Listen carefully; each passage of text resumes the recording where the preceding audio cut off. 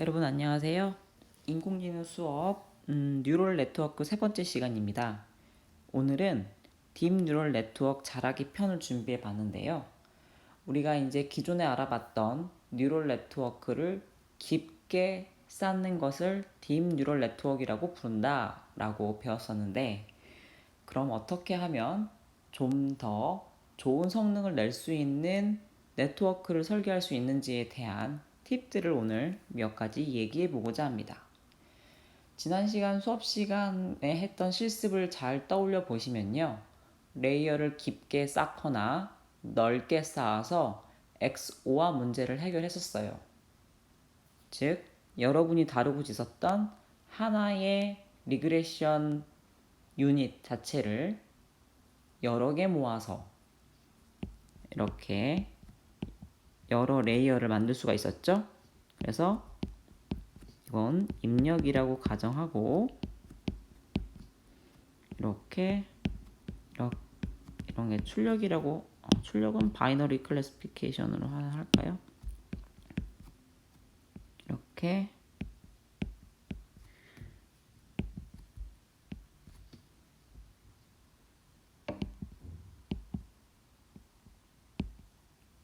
다 연결이 되어 있는 케이스라고 할게요. 이렇게 입력과 출력 사이에 층이 하나뿐이면 퍼셉트론이었고, 이와 같은 층이 이렇게 여러 개 쌓일 수 있었죠. 네.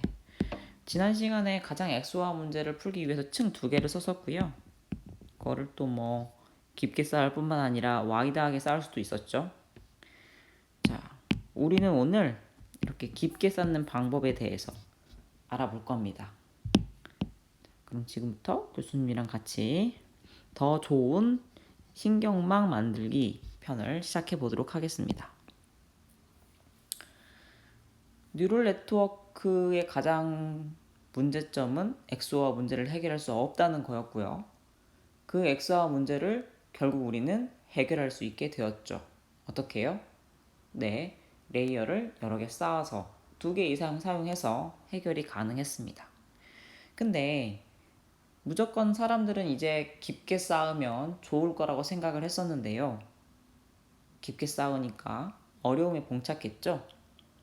어떤 문제가 발생했었던 거죠? 네, 학습이 잘 이루어지지 않았습니다. 왜 학습이 잘 이루어지지 않았는지를 사람들이 분석을 해보니까 우리가 배운 백프로파게이션이라고 하는 것이 이렇게 뒤에서 앞으로 오면서, 즉 에러라고 하는 거를 이용해서 웨이트를 갱신할 때 갱신할 수 없는 값, 즉 그냥 그레디언트 미분값이 사라져 버려서 이 이후에는 웨이트의 변화가 발생하지 않는 겁니다. 우리가 계속적으로 학습을 하면서 웨이트가 갱신되기 때문에 모델이 학습이 이루어지는 건데, 갱신이 더 이상 이루어지지 않는 문제가 발생한 겁니다. 이렇게 그레디언트 베니싱 문제가 발생함에 따라서 딥 뉴럴 네트워크가 더 이상 제 기능을 할 수 없게 된 거죠. 힐튼 교수님이 이와 같은 잘 학습이 되지 않는 문제점 중에 여러 가지를 꼽았는데요. 이제 대표적으로 우리가 시사하는 바는 이 두 가지를 집중하셔서 보시면 됩니다. 오늘 우리가 저 두 가지에 대해서 다룰 건데요. 첫 번째는 잘못된 비선형 함수를 사용하고 있었다. 즉 우리가 잘못된 활성 함수를 사용하고 있었다는 겁니다. 그리고 좋지 않은 웨이트 초기화 방법을 사용하고 있었다. 그러니까 이전 시간에는 그냥 말로만 하고 넘어갔는데, 지금부터는 우리가 구체적으로 어떤 활성 함수를 잘못 쓰고 있었고, 그렇다면 어떤 활성 함수를 사용해야 되는지, 우리가 초기화를 잘못하고 있었다면 어떻게 초기화를 해서 사용하면 되는지에 대한 내용을 배우도록 하겠습니다. 자, 여러분이 대표적으로 알고 있던, 지금까지 배웠던 시그모이드 함수가 액티베이션 펑션의 대표적인 사례였습니다. 먼저 활성 함수라고 불리워지는 액티베이션 펑션이 무엇인지 먼저 알아볼게요. 신경학적으로 볼 때 뉴런 발사의 과정에 해당합니다. 즉 지금 보고 계신 그림이 뉴런에서 다른 뉴런으로 정보를 전달하는 이 모사가 되어 있는 그림인데요. 저런 정보가 전달되기 위해서, 신호가 끊기지 않고 전달되기 위해서는 밑에 있는 이런 액티베이션 펑션을 통해 통과할 때 이네이블이 되고 통과 못할 때 디스에이블이 됐었어요. 즉 액티베이션 펑션이란 이렇게 신경학적으로 볼 때는 뉴런의 발사 과정에 해당하지만 실제로 우리는 최종 출력 신호를 다음 뉴런으로 보내줄지 말지에 대한 결정적인 역할을 하는 녀석이다 라고 생각하면 됩니다. 실제 신경망이라고 하는 것은 우리 뇌를 모사했다고 얘기했기 때문에 결국 우리는 이와 같은 액티베이션 펑션이 우리의 수학적 수식에 반영이 되었겠죠. 자, 뉴런이 다음 뉴런으로 신호를 보낼 때 입력 신호가 일정 기준 이상이면 신호를 보내고요. 그에 도달하지 못하면 신호를 보내지 않는 거였죠. 시그모이드 한번 예시를 떠올려 볼까요? 여러분이 기억하시는 시그모이드는 0.5 이상이면 1이라고 하는 신호를 출력하고요. 0.5 이하의 신호가 들어오면 신호를 출력하지 않았었습니다. 활성함수의 종류는 매우 다양합니다. 그리고 결과에 미치는 영향도 서로 매우 상이합니다. 지금도 많은 학자들이 인공신경망을 더 좋게 디자인하기 위한 수많은 활성함수를 제안하고 있고요. 여러분 역시 여러분이 새로운 발견을 통해서 학계에 발표를 하실 수도 있습니다. 그럼 지금부터 몇 가지 사람들이 많이 쓰고 있는 액티베이션 펑션에 대해서 이야기해 보도록 할게요. 첫 번째가 이제 스텝 펑션인데요. 여러분 뭐 종종 보셨을 것 같고 전기 회로 시간에 오실로스코프를 통해 0과 1의 신호가 주기를 가지고 들어오는 그림을 본 적이 있었을 것 같아요. 그와 같은 경험을 가지고 있다면 그런 친구들은 스텝 펑션을 기억을 하실 텐데요. 다음 아래와 같이 생겼습니다. 이렇게 0을 기준으로 1이 되는 이진함수입니다. 근데 안타깝게도 이런 스텝 펑션은 미분이 불가능한 모델이에요. 그래서 과거 사용되기도 했었지만 지금 우리와 같이 그레디언트 업데이트 과정을 통해서 웨이트를 갱신하고 있는 신경망 구조를 사용하고 있는 상태에서는 더 이상 스텝 펑션은 신경망의 활성함수로 사용할 수가 없게 되었습니다. 여러분이 기억하셔야 될 부분은 우리가 활성함수로 쓸 수 있다라는 의미는 미분이 가능하다. 즉, 왜 미분이 가능해야 되느냐? 백프로파게이션이라는 과정이 결국 웨이트를 갱신할 때 각 노드 위치에서의 편미분 값을 활용하게 되는데 그 미분이 불가능하기 때문이다 라고 기억을 하시면 됩니다. 맨 처음 사용되었던, 즉 단일 퍼셉트론에서 주로 사용되었던 함수는 시그모이드라고 하는 활성함수였죠. 어떻게 생겼었죠? 입력을 0과 1 사이로 정규화하기 위해서 사용되었었습니다. 생긴 거는 이렇게 생겼었죠? 들어오는 어떤 입력이든 0과 1 사이로 정규화하는 게 목적이었습니다. 그런데 이 시그모이드 함수는요, 안타깝게도 미분값이 작아요. 특히 어떤 구역을 잘 살펴보면 되냐면 뭐 여기를 떠나서 이 뒷부분이나 이 맨 뒷부분, 맨 앞부분을 잘 생각해 보세요. 그러니까 즉 점점 이렇게 바운더리가 넓어질수록 실제 미분값이 너무 0에 가까워지다 보니 어떻게 된다? 그렇죠. 뒤에서 앞으로 넘어가는 과정에서 미분값을 곱하니까 실제로 계속 값이 작아지겠죠. 그래서 그레디언트가 베니싱 되는 문제가 생기는 겁니다. 신경막 학습이 잘 되지 않는 원인이 되죠. 자, 아무리 앞에 큰 값이 있어요. 뭐 100이라는 값이 있다 하더라도 0.01 하면 1이 되어 버리겠죠. 즉 이 뒤에 곱하는 값 이 미분값에 해당하는 기울기 값이 너무 작으면 의미가 없다. 그래서 우리는 딥 뉴럴 네트워크와 같은 곳에서 즉 3개 이상의 레이어가 있는 경우에는 시그모이드 함수를 사용하는 것을 권장하고 있지 않습니다.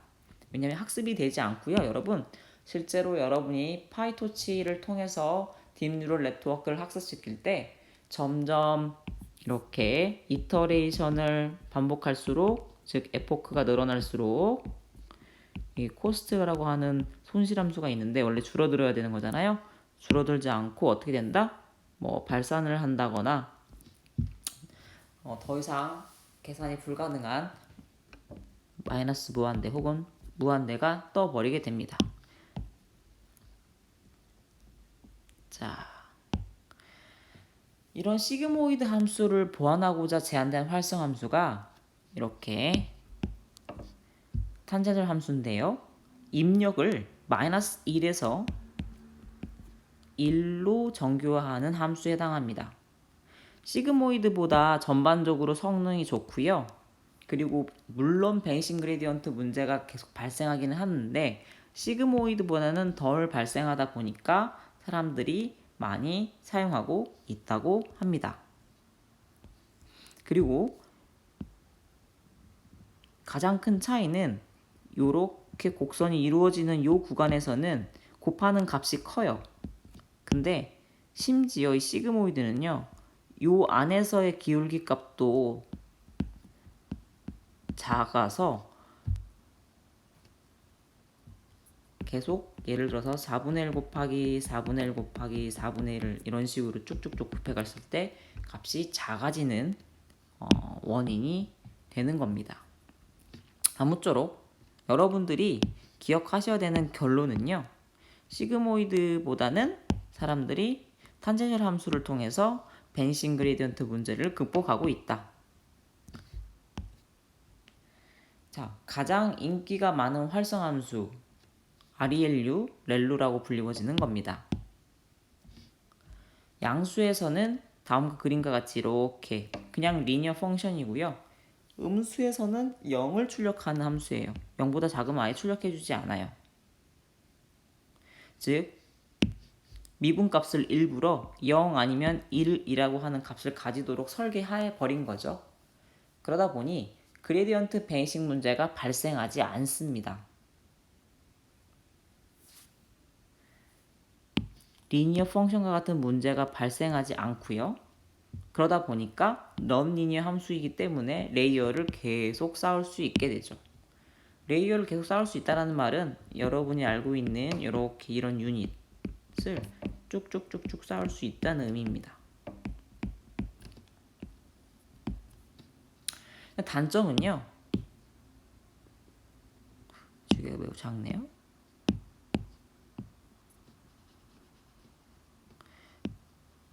단점이 아니라 장점이죠. 시그모이드 함수나 탄젠셜 함수보다 6배 정도 학습이 빠르게 진행됩니다. 잘 보시면 다 익스포넨셜이라고 하는 함수 안에 연산이 존재하는데 이 렐루에는 그런 연산이 존재하지 않다 보니까 심지어 학습도 빠르게 진행되는 장점이 있습니다. 자, 여러 가지 장점이 있다 보니 지금도 가장 사랑받고 있는 활성함수 중에 하나에 해당이 됩니다. 렐루 뒤로 리키 ReLU나 뭐 ELU 이런 것들이 심지어 맥스아웃이란 그것도 지금도 계속 지속적으로 발표가 되고 있지만 부분적으로 때때로는 더 좋을 수도 있지만 전반적으로 제너럴하게는 ReLU가 가장 성능이 좋다라고 알려져 있는 상황입니다. 그러나 리키 ReLU 한번 볼까요? 이런 다잉 ReLU 현상을 해결하기 위해 제시된 함수입니다. 어떤 의미냐? 0보다 작은 구간을 이렇게 ReLU는 0보다 작은 구간을 다 모두 0을 출력했었잖아요. 이게 바로 다잉 ReLU 현상입니다. 즉 저렇게 죽이지 말아보자라는 거죠. 어떻게 하면 좀 더 우리가 좋은 학습, 잘 되는 학습을 할 수 있을 것인가에 대한 이야기를 하게 됩니다. 그래서 사람들이 이런 생각들을 하게 돼요. 리키 ReLU 보면 이렇게 선형인데 기울기가 0.01인 거예요. 차이 딱 여기 있습니다. 0이 아니라 0.01 곱하기 x. 그래서 실제로 요 방법론을 발표한 논문의 저자들의 주장에 따르면 실제로 리키-아리엘류 성능이 아리엘류보다 좋았다라고 보고하고 있습니다. 그러나 뭐 아직 많은 사람들이 사용하지 않는 거 보면 다양한 데이터에 적용을 해보니 반드시 그렇지 않다라는 결론이 났기 때문이겠죠. 그 다음 ELU는요, Exponential Linear Unit이라고 하는 용어의 줄임이고요. ReLU의 스레스홀드를 마이너스 1로 낮춘 함수를 이렇게 Exponential X를 이용하여 근사한 것에 해당이 됩니다. 관전 포인트는 여기죠. 요렇게 선형이 아니에요, 여러분. 이 부분이요. 요 부분은 같고요. 어쨌든 똑같이 ReLU의 다잉 ReLU 문제를 해결하기 위해서 도입이 된 아이디어이고요.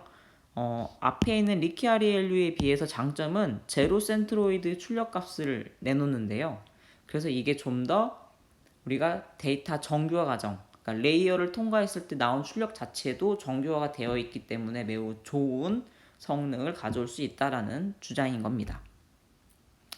어쨌든요, 요 리키-아리엘류나 아리엘류와 달리 이 ELU는 익스포넨셜 계산을 하는 비용이 많이 들어가게 되겠죠. 이렇게요. 즉, 요 두 녀석은 익스포넨셜에 대한 연산을 하지 않는데 요 ELU는 익스포넨셜 연산을 하다 보니까 그런 문제가 발생한다고 합니다. 그러나 분명한 것은요, 여러분. 그럼에도 불구하고 출력값이 제로 센트로이드에 가깝게 나온다는 것은 매우 의미를 갖습니다. 여러분이 데이터를 다룰 때 정교화되어 있지 않으면 어떤 부작용이 있었죠? 잘 떠올려 보세요. 네. 데이터가 생겼을 때 이렇게 분포가 생기지 않고 이렇게 한쪽으로 길게 데이터가 생겨 있을 때는 네. W의 값이 진동하게 되죠. 그러니까 학습되어지는 웨이트가 일정하지 않고 진동하는 현상이 발생합니다. 그래서 우리는 이거를 잡아주기 위해서 정교화라는 과정을 데이터 프리프로세싱으로 거쳐야 된다고 했었어요. 마찬가지예요. 레이어를 통과하는 데이터들도 정교화되어 있는 데이터가 매우 더 학습시키기에 용이합니다. 맥스아웃이라고 하는 녀석은 이렇게 ReLU와 리키-ReLU를 일반화한 것이라고 하네요. 이렇게 이런 형태의 함수로 생겼는데 실제로 이런 ReLU의 변형들을 일반화하기 위해서 제안됐다라고 저자가 주장하고 있습니다. 모든 ReLU의 장점을 가지고 있고요. 다잉 ReLU 문제도 동시에 해결 가능하다고 합니다. 단점이라고 하면 이렇게 ReLU 함수와 달리 뉴런에 대한 파라미터가 2배를 갖기 때문에 전체 파라미터가 증가한다는 단점이 있다고 하네요. 그러나 연산량이 증가하진 않겠죠. 별도의 익스포넨셜 형태를 가지고 있진 않기 때문에 연산량이 늘진 않지만 파라미터를 저장하기 위한 메모리 사용은 늘어난다 정도로 기억해 두시면 될 것 같습니다. 자, 그 다음 액티베이션 펑션에 대한 결론을 낼게요. 다양한 액티베이션 펑션이 존재합니다. 도대체 나보고 그러면 어떻게 하라는 건가? 어떤 액티베이션 함수를 사용하라는 건가? 라는 의문이 들 수 있는데 교수님이 정리를 한번 해볼게요. 가장 먼저 ReLU를 시도해 보시는 게 좋습니다. 물론 ReLU의 다양한 변형들이 있죠. 리키-ReLU, ELU, 맥스아웃 등이 있지만 그럼에도 불구하고 현재 가장 많이 사용되는 액티베이션 펑션은 ReLU입니다. 그러니까 여러분들이 가장 먼저 내가 어떤 데이터를 이용해서 선형, 분류, 선형, 회귀 이외에 그 인공신경망을 이용한 즉 NN 모듈을 사용할 때 액티베이션 펑션을 설계해야 될 텐데 그때 ReLU를 가장 먼저 떠올리시면 됩니다. 시그모이드 펑션은 안 돼요, 여러분. 자, 그 다음으로 혹시 성능이 더 잘 나올지 모르니까 ReLU 다음에 제한된 녀석들을 시도해 봅니다. 성능이 좀 더 좋게 나왔다면 ReLU를 교체하면 되고요. 그렇지 않다면 그냥 여전히 ReLU를 사용하시면 돼요. 그래서 지금 현재 학계에 알려져 있는 실제 액티베이션 펑션별 성능은 아래와 같습니다. 그거에 대한 백데이터는 여기 있는데요. ICLR 2016이라고 하는 학술 대회가 있어요. 인공지능 분야에서 머신러닝으로 유명한 학술 대회인데요. 이 학술 대회에 발표된 논문에 의하면 사이파 10이라고 하는 데이터셋을 이용해서 이게 10개의 클래시피케이션 문제, 분류 문제를 푸는 데이터셋인데요. 실제로 이렇게 초기화하는 방법을 고정시켜 놓은 상태에서 한번 볼게요. 맥스아웃과 ReLU, 탄젠셜, 시그모이드가 있을 때 시그모이드는 학습이 안 됐고요. 탄젠셜 함수는 학습이 됐고 ReLU가 좀 더 탄젠셜보다 성능이 우수하고 맥스아웃이 ReLU보다 성능이 우수했네요. 이게 실제 91.75% 정도의 정확도를 보였다라고 보시면 되고요.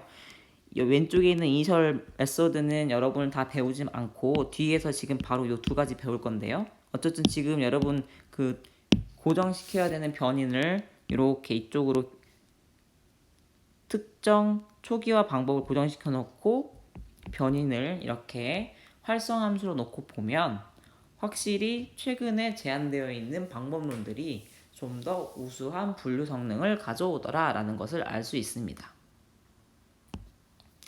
사이파 10이라고 불리워지는 데이터셋은 다음 그림 보는 것처럼요. 10가지의 클래스를 가지고 있는 데이터셋이에요. 비행기, 자동차, 새, 고양이, 사슴, 개, 여기는 새고요. 여긴 개예요. 그리고 개구리, 말, 배, 트럭 이렇게 10가지에 대한 클래스를 가지고 있고 각각의 영상은 32 x 32 픽셀로 이루어진 아주 작은 영상입니다. 그리고 총 6만 개의 데이터 이미지로 구성이 되어 있고요. 비행기는 0, 자동차는 1 이런 식으로 해서 트럭은 9번으로 10개의 클래스로 라이블링이 되어 있습니다. 여러분들이 이 녀석을 테스트할 때는 이렇게 비록 영상이 2D 32 x 32로 생겼지만 이 녀석을 어떻게 가공해서 사용하시면 되냐면 그냥 일반적인 뉴럴 네트워크에서는 이렇게 쭉 눌렀어요. 이 32 x 32를 요렇게 붙입니다. 그래서 총 32 곱하기 32의 차원의 1D 벡터를 처리하신다라는 생각으로 인공신경망을 설계하시면 됩니다.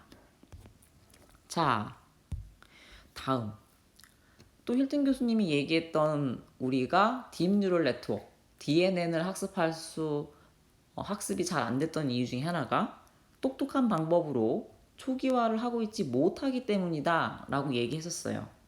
그러면 우리는 과연 어떻게 초기화를 해야 될까요? 살펴봅시다. 잠깐 먼저 얘기를 해보면요. 이 그림은 어떤 그림이냐. 이렇게 여러분이 에포크라고 불리워지는, 즉 학습을 계속 반복하는 거예요. 이렇게 학습을 계속 할 건데 이 코스트를 살펴보시면 이게 손실, 에러 값이었죠. 같은 모델인데 동일한 DNN 모델인데 시그모이드 함수를 쓸 때랑 ReLU 함수를 사용할 때랑 확실히 성능 차이가 났어요. 이 그림에서 교수님이 하고 싶은 말은 매번 ReLU를 실행할 때마다 수렴하는 그림의 정도가 다르죠. 동일한 모델인데요. 왜냐면 여러분이 지금 랜덤 이니셜을 사용하고 있기 때문이에요. 즉 랜덤 이니셜이 어떤 값이 걸리냐에 따라서 지금 학습되어지는 방향성이 다르다라는 걸 지금 눈으로 보고 계신 겁니다. 즉 매번 결과가 상이하더라도 놀라지 말라라고 교수님이 이렇게 랜덤 시드에 의해서도 학습의 경향성이 달라질 수 있다는 것을 보여주려고 그림을 준비해 놨습니다.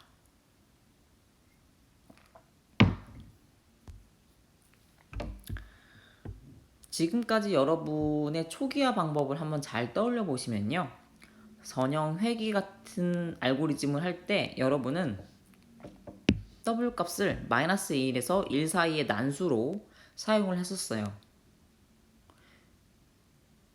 근데 지금부터 조심해야 될 점은 어떤 거냐? 특히 뉴럴 네트워크 신경망, 깊은 신경망에서는 W가 0이 되면 절대 안 됩니다. 왜 그렇죠? 네. 백프로파게이션 하는 과정에서 W를 업데이트를 할 건데 갱신되는 W는 어떻게 W를 갱신했었죠? 여러분 여기 그레디언트 디센트를 떠올려 보세요. 내가 다음 이렇게 W를 결정짓는 방법은 T 플러스 2는 어떻게 했었죠? 요 미분값에 미분값만큼 이동시켜서 업데이트 했었던 거 기억하시죠? 네, 그래서 요 알파 값이라고 그냥 표현을 해둘게요. 그래서 결국 요 웨이트 값 자체가 0이 되면 갱신 자체가 불가능한 겁니다, 여러분. 그래서 우리는 애초에 W를 0으로 초기화하면 절대 안 됩니다. 주의할 것, 절대 0으로 초기화하지 않는다 라는 것만 조심하시면 돼요. 여러분이 일단 기존에 사용했던 -1에서 1 사이의 난수를 쓰는 것도 나쁜 방법은 아니에요. 근데 깊은 신경망을 설계할수록 학습이 잘 되지 않는다는 거죠.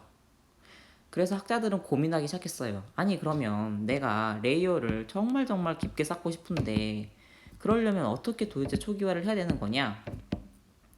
너무나 많은 방법론들이 있는데 그 중에 맨 처음에 제안됐던 방법론 중에 하나는 이렇게 RBM이라고 하는 볼츠만 머신 방법이었어요.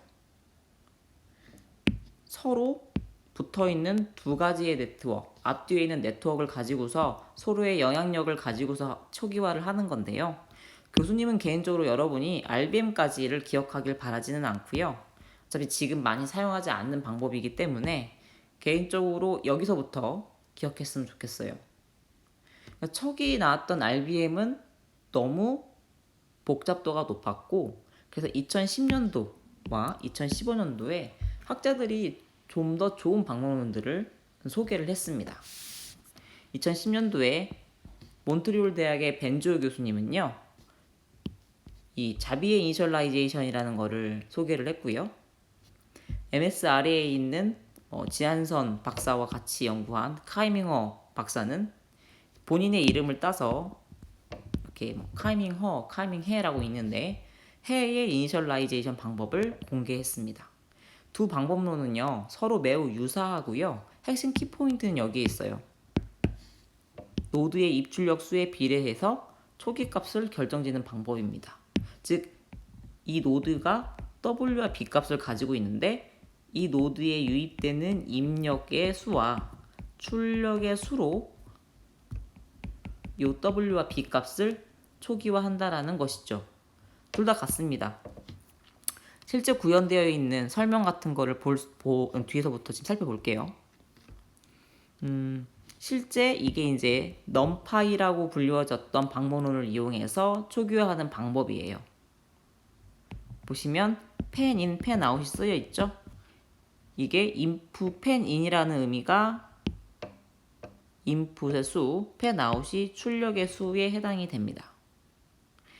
numpy 말고 파이토치를 이용해서 초기화하는 방법은 요거 클릭하시면 돼요, 여러분. 교수님이 지금 요 링크 걸어뒀죠? 저 링크에 들어가 보시면 이렇게 토치 NN init이라고 하는 매뉴얼에 다양한 초기화 방법이 쓰여 있습니다. 그 중에서 지금 교수님이 여러분에게 소개해주고 싶은 방법은 이 자비의 노멀라이제이션 방법이에요. 실제로 이런 수학적 수식에 의해서 초기화를 한다라고 되어 있죠. 사용 방법 이그젬플로 이렇게 쓰여 있네요. W를 3/5로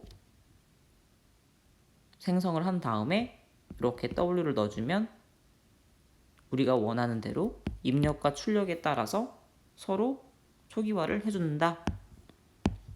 실제 구현하는 거는 어떻게 볼 수 있냐면요. 여러분이 내가 저 수학 함수를 구현하고 싶어요 라고 궁금해하는 친구들이 있잖아요.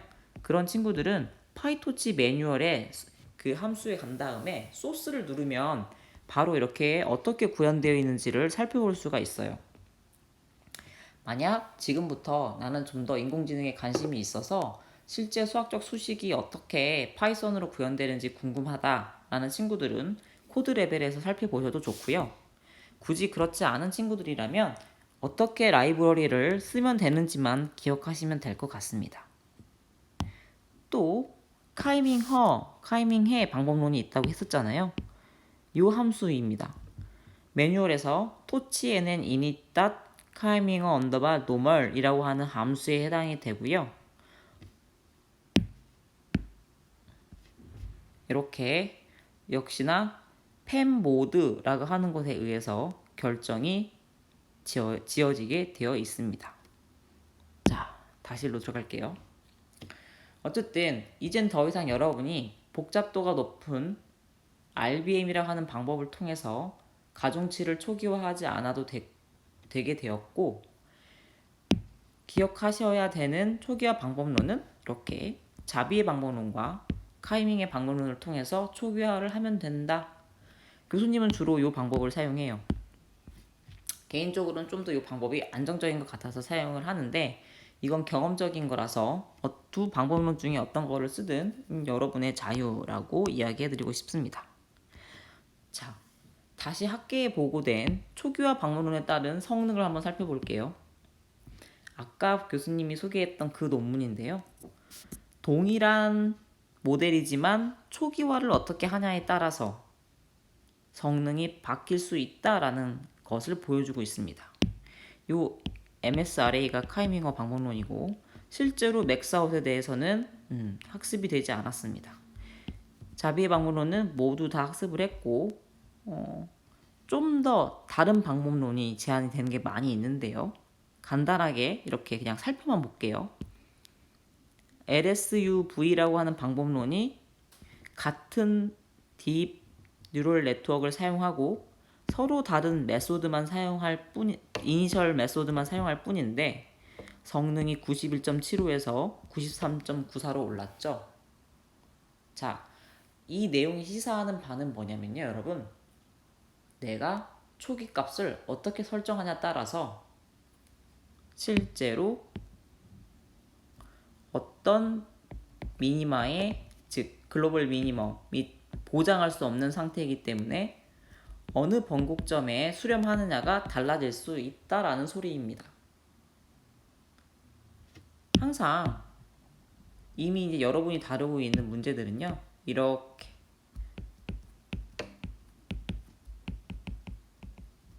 지역국 소점이 정해져 있는 글로벌 미니멈이 존재하는 쉽게 찾을 수 있는 상황이 아니라는 거죠. 우리가 로컬 미니마에 빠질 수밖에 없는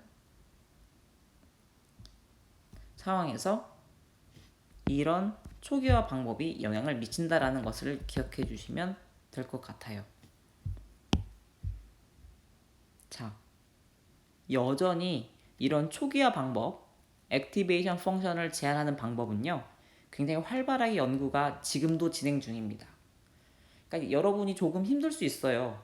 왜냐면 이미 연구가 끝난 분야를 연구하고 그러니까 지금 배우고 있는 게 아닙니다. 학계에서도 산업계에서도 너무나 활발하게 지금도 연구가 이루어지고 있는 것들을 배우고 있기 때문에 정말 하루가 다르게 변화하고 있어요. 그 중에서도 교수님은 가장 지금까지도 다양하고 널리 쓰이고 있는 방법을 여러분들에게 소개해주고 있는 겁니다.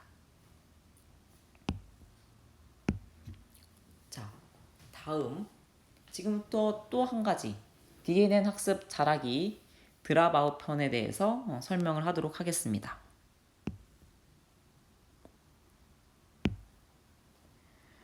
오버피팅을 어떻게 하면 피할 수 있을 것인가가 지금부터 하는 수업의 방향성이고요. 잠깐 오버피팅이 무엇인지 복습을 한번 해볼게요. 우리가 가장 아래와 같은 데이터들이 주어졌을 때 학습되어지기 원하는 방향성은 이런 방향입니다.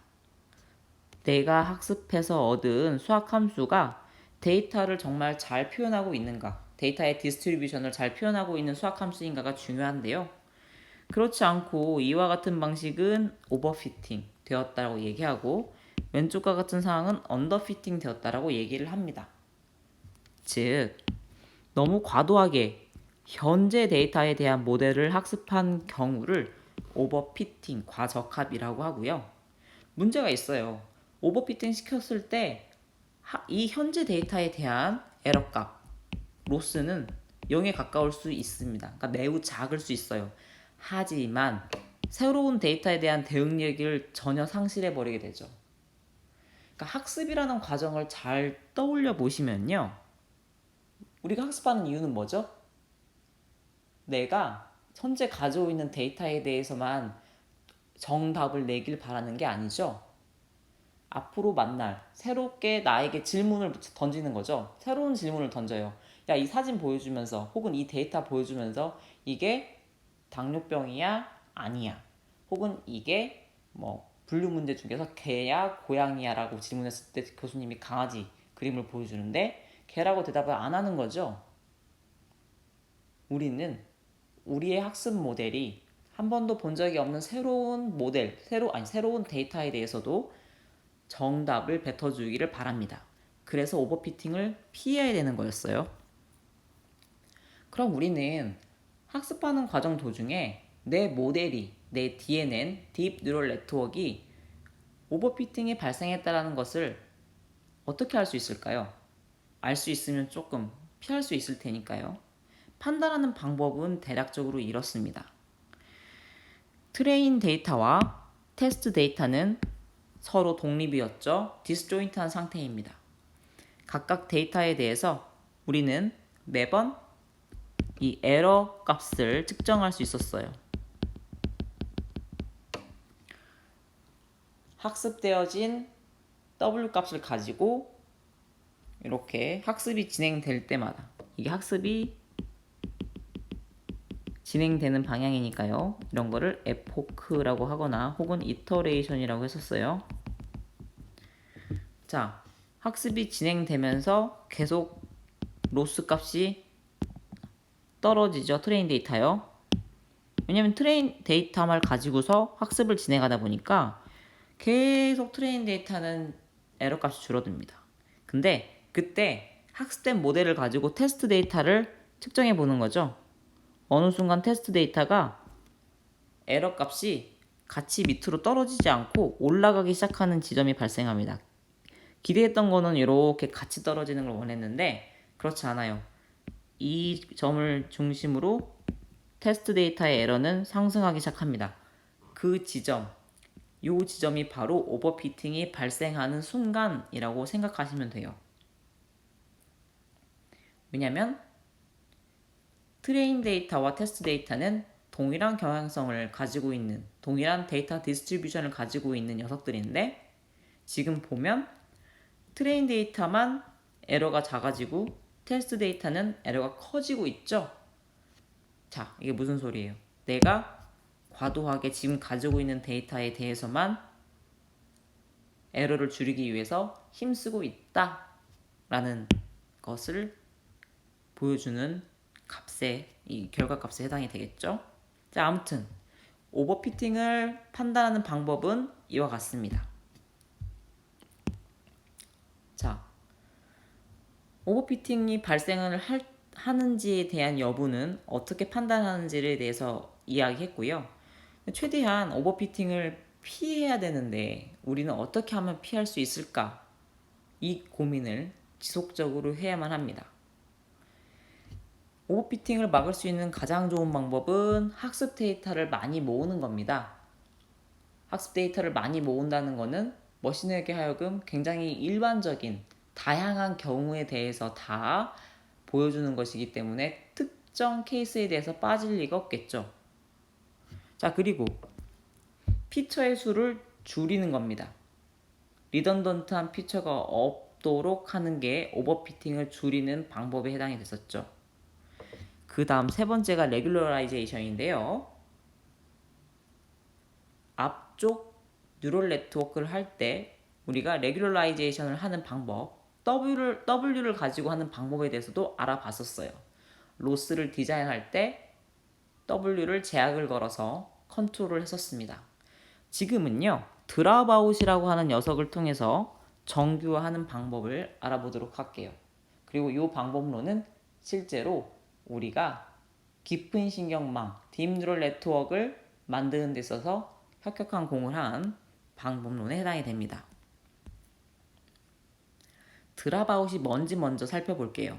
드랍아웃이란 현재 데이터에 대한 복잡한 공동 적응을 방지하여 신경망의 과적합을 줄이기 위한 구글이 제안한 정교화 기술이라고 위키피디아에 나와 있습니다. 교수님이 위키피디아에 있는 거 가져왔어요.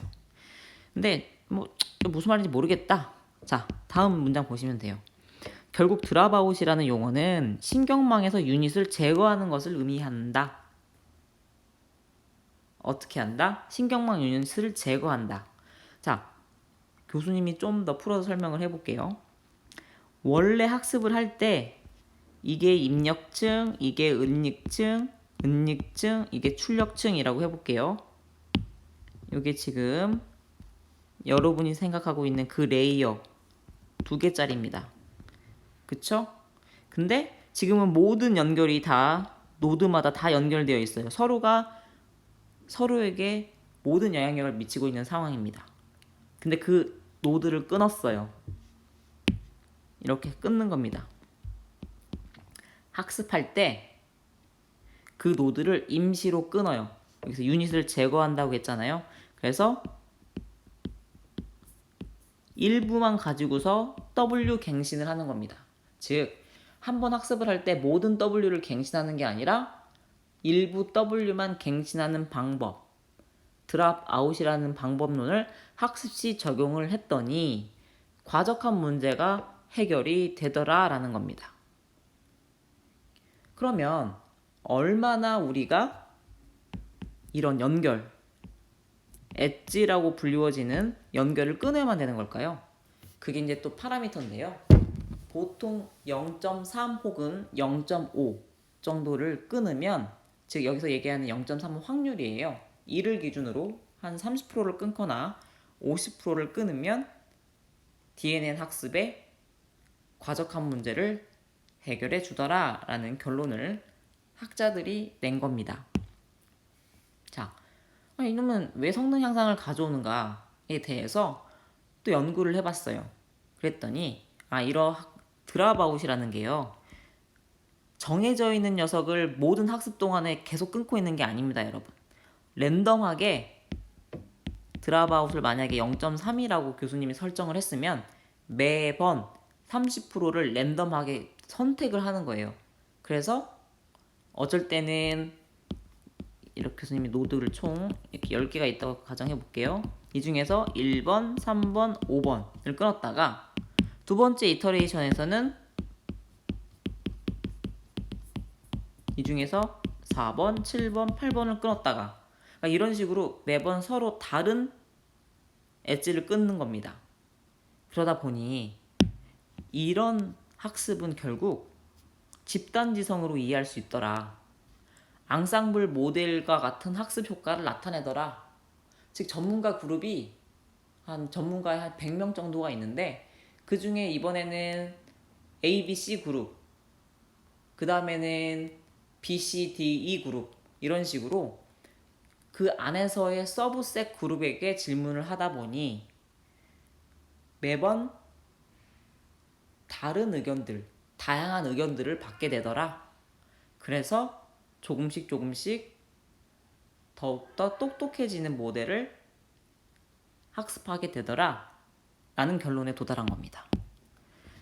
자, 별거 아닌 것 같지만, 그러니까 여러분 듣고 있으면 너무 그러니까 너무 방법론 자체가 좀 이지하잖아요. 좀 쉽잖아요. 이런 게 정말 동작할까? 라는 의심들을 할 수 있어요.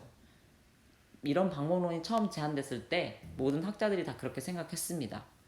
그러나 실제로 잘 됐고 한때 드랍아웃은 정말 너무너무 널리 쓰이는 레이어 중에 하나였다라는 것을 여러분들이 기억하시면 좋을 것 같아요. 드랍아웃은 매뉴얼에서 이렇게 토치 nn 드랍아웃에서 레이어를 만드실 수 있고요. 이 p 값이 바로 교수님이 얘기했던 전체의 몇 프로를 끊을 것이냐를 결정짓는 녀석에 해당이 됩니다. 설정하지 않으시면 디폴트가 0.5예요, 여러분. 아셨죠? 자, 중간에 앙상블이라는 용어가 잠깐 나와서 다시 한번 재정의를 하려고 하는데요. 위키피디아를 찾아보시면요, 여러분, 앙상블이란 통계학과 기계학습에서 앙상블 학습법은 학습 알고리즘을 따로 쓰는 경우에 비해 더 좋은 예측 성능을 얻기 위해 다수의 학습 알고리즘을 사용하는 방법을 말합니다. 즉, 한 가지 방법이 아니라요. 한 가지 특정 알고리즘만 사용하는 게 아니라 이렇게 다양한 알고리즘을 사용하는 거예요. K개의 서로 다른 알고리즘을 사용해서 그 의견을 받아서 최종 결정을 하는 방법이 바로 앙상블이라고 하는 방법에 해당이 됩니다. 자, 오늘 우리요 굉장히 많은 걸 배웠습니다. 인공신경망, 신경망 뉴럴 네트워크를 깊게 쌓아야 된대요. 그래야 모든 어려운 문제를 우리가 인간처럼 해결할 수 있게 된대요. 근데 깊게 쌓으려니 뭐가 잘 안 된대요. 그래서 학자들이 고민을 하기 시작을 했고 그 베니싱 그레디언트 문제와 같은 과적합되는 문제와 같은 것들을 해결하기 위해서 아래와 같은 방법론들이 제안되기 시작한 거죠. 활성함수를 잘 써야 됩니다. 가중치 초기화를 잘 해야 됩니다. 그리고 드랍아웃과 같은 방법론을 잘 적용해야 됩니다. 라는 것들을 발견하게 되었죠. 여러분 역시 이와 같은 팁을 활용하시면 돼요. 이제 RELU를 잘 사용하시면 됩니다. 그리고 자비 이니셜라이제이션 방법을 잘 사용하시면 돼요.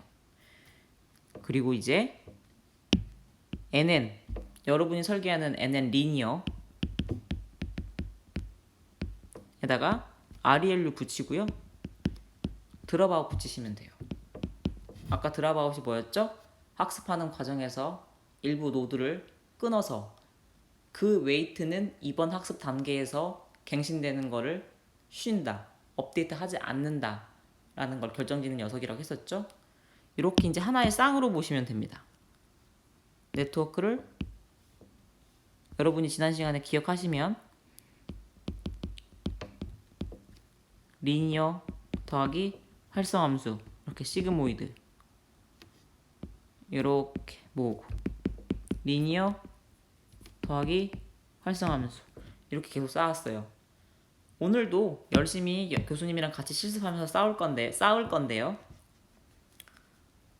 이것만 일단 기억하고 계세요. NN, RELU, 드랍아웃을 하나의 블락으로 쌓는다. 혹은 오늘 교수님이랑 이것도 할 겁니다. NN, RELU, 쌓기 이렇게 또 NN, RELU 또 NN, RELU 이게 이제 여러분이 지금 교수님이랑 계속 했던 그림을 밑을까지 못 그리는데 이런 상황에 해당이 되는 거겠죠? 이게 레이어 2개, 레이어 3개 이런 식으로요. 자, 아무튼 오늘 여러분이 DNN이라고 불리워지는 딥러닝 방법론의 가장 핵심이 되는 내용들을 배워보았습니다. 일단 이론은 여기까지 하고요. 교수님이랑 같이 실습을 하면서 좀 더 감을 잡아보도록 할게요.